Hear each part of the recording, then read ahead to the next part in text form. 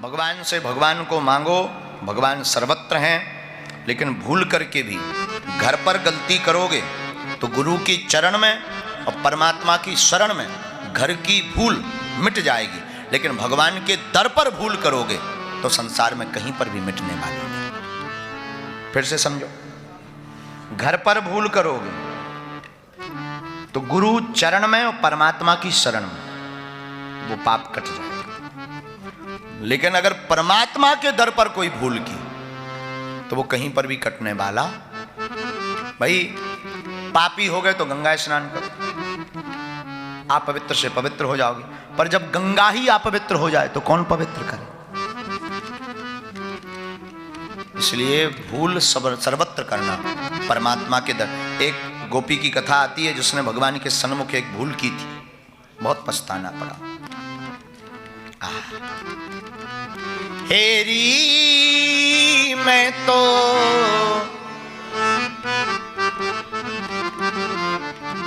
हेरी मैं तो प्रेम दीवानी मेरो दर्द न जाने को, घायल की गति घायल जाने, घायल की गति घायल जाने, जो कोई घायल जो कोई घायल हो। हेरी मैं तो प्रेम दीवानी मेरो दर्द न जाने को। श्री धाम वृंदावन में जब ठाकुर जी लीला करते थे तो वृंदावन में एक नई नई गोपी आई। गोपी आई तो सासू मां को प्रणाम किया।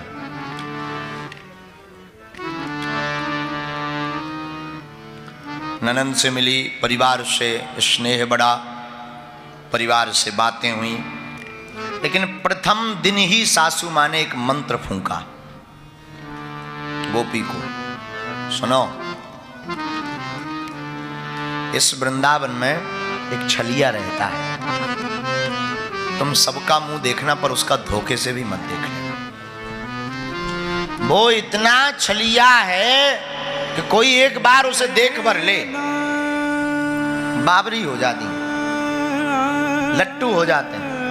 और इस ब्रज की अनेक ब्रजांगनाएं उसके चक्कर में पागल हो गई, घर द्वार छोड़कर उसके पीछे ही डोलती रहती। अरे बहू, तुम भूल करके भी ना अपना मुंह दिखाना, ना बहुत छलिया को मुंह देखना। क्या नाम है उसका? नंद का छोरा है, सब उसको कन्हैया कन्हैया कहते हैं। पर ध्यान देना, बा को मुंह मत देख लेना, वरना तू भी गई काम से, और फिर मैं तुझे घर भी नहीं आने दूंगी। अगर तू एक दिन भी उसके पीछे डोली या धोखे से मुंह देख लिया उसका, उसकी आंखों में ऐसा जादू है तो कोई एक बार देखे, बड़ा जादूगर, वो पागल हो जाता। बेचारी नई नवेली गोपी पहली बार आई, उसे क्या पता, कुछ नहीं बोली। माँ, जो आप आज्ञा करो मैं मानूंगी, मेरी माँ ने यही सिखाया। पर उसे क्या पता, भगवान तो बड़े नटखट हैं। भगवान घर घर जावे, सोई ठाकुर जी बाल लीला में बा गोपी के घर पे भी आए एक दिन। भगवान आए, अरे ओ काकी, मैंने सुनो तेरे घर पे नई नई बहू आई है। हाँ, बात तो सही कह रहा हो छोरा। तब तक ननंद ने जाकर दौड़ लगाकर हाथ लगा के, अरे ओ भाभी भाभी, मुंह का घूंघट पकड़ ले जोरते, वो छोरा आ गो जादूगर। इतना सुनते ही बा गोपी ने अपने साड़ी का पल्लू पकड़ा और जोर से कस के पकड़ लिया। ठाकुर जी तो हंसी ठिठोली करते हुए आए, विनोद करते हुए। हमारे ठाकुर जी आए तो नई नई गोपी को दोनों हाथ जोड़ते, राम राम। ओ भाभी, नेक अपनो मुखड़ो तो दिखा दे मोए, जरा मैं देख तो ले हूं। पर वह गोपी तो पहले ही से ही सावधान थी, बा ने मुंह नहीं दिखाया। तो ठाकुर जी थोड़ा नटखट लीला करके वह गोपी के जो साड़ी का पल्लू था उस घूंघट को पकड़कर खींचने लगे। तो बा ने झटका मार दिया कि धोखे से ही हमें देख ना ले, या हम इसे ना देख लें, क्योंकि सासू माँ ने समझा रखा था। आज भगवान रुष्ट हो गए और भगवान खड़े होके बोले, अरे ओ भाभी, तू अपना मुंह छुपाए रहे, जा, मैं भी वचन दूं, मैं जिंदगी भर तेरे को अपना मुंह नहीं दिखाऊंगा। इतना कह के हमारे ठाकुर जी चले गए। गोपी को तो आई गई बात हो गई, छोटा सा लाला है, नाराज हो गया, ठीक है, क्या लेना देना, हमें भी नहीं देखना, जादूगर है, जादूगरों को क्या देखना। आई गई हो, बात निकल गई। लेकिन जब इंद्र ने कोप किया, बारिश हुई, तो भगवान गोवर्धन नाथ बने, तो उंगली पर पर्वत उठाया, तो सारी ब्रजांगनाएं ब्रजवासी अपनी गैया बइया लेकर सब उस गोवर्धन नाथ की शरण में छत्र छाया में आए। तो वो गोपी भी आई उस लीला में। तो एक दिन तो ऐसे ही निकल गया। दूसरे दिन जब आपस में चर्चा होने लगी कि नंद को छोरा बताओ तो बड़ो बलवान है, 2 दिन है गए, अभी तक ना माखन खाओ ना आराम करो, छोटी सी उंगली पे पूरा पर्वत उठाए हैं, भाई का कहनो।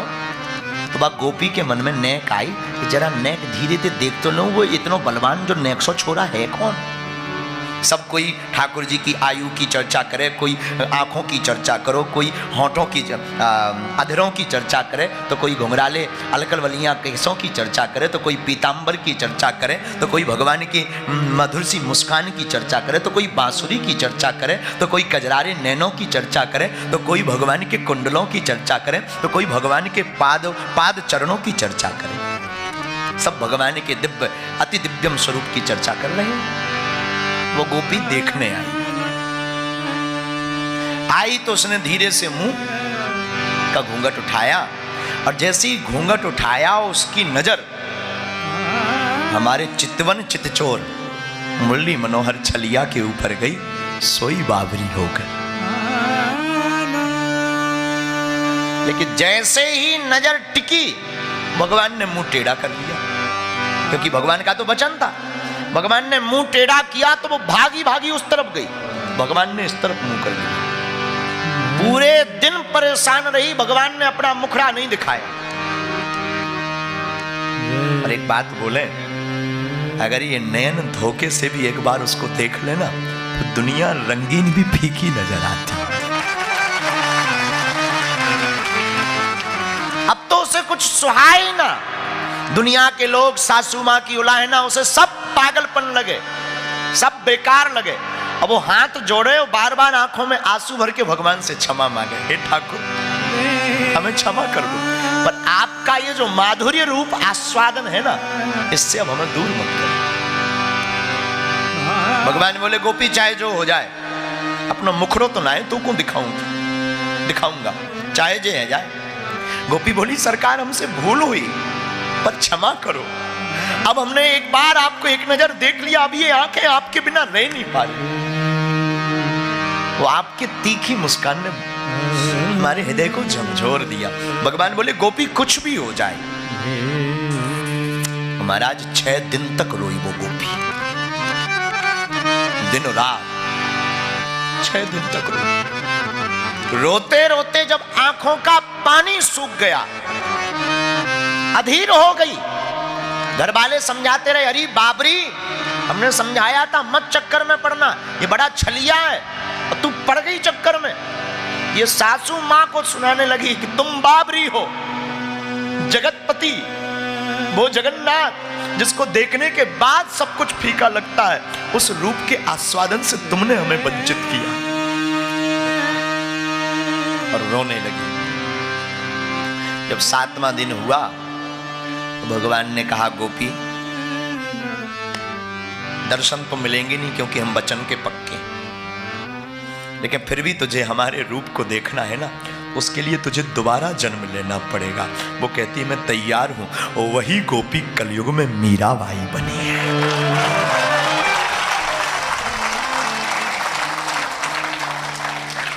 वही गोपी मीरा है।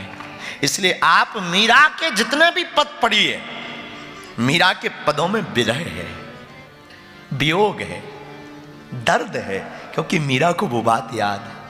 हेरी मैं तो प्रेम दीवानी मेरो दर्द न जाने को। हेरी मैं तो प्रेम दीवानी मेरो दर्द न जाने को। घायल की गति घायल जाए, घायल की गति घायल जाए।